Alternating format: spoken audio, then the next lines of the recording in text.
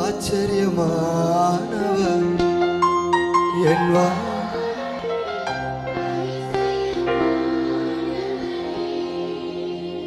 2008வது வருஷம் நாங்கள் ரட்சிக்கப்பட்டோம். எத்தனாவது வருஷம்?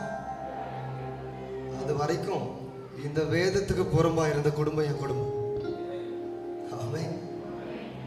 எபேசியர்ல சொல்லப்பட்டது போல வாக்குத்தத்தத்துக்கு அந்நியராய் இருந்தவங்க நாங்க. காணி ஆட்சிக்கு புறம்பாயிருந்தவங்க நாங்க. இன்றைக்கு இவ்வளவு பரிசுத்தவான்கள் மத்தியில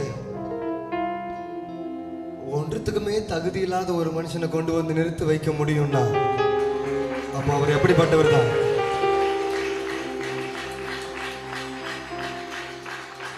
அதுதானே பாடணும். துன்பங்களை கண்ட நாட்களு சரியாக என்னை எத்தனை பேர் விசுவாசிக்கிறீங்க?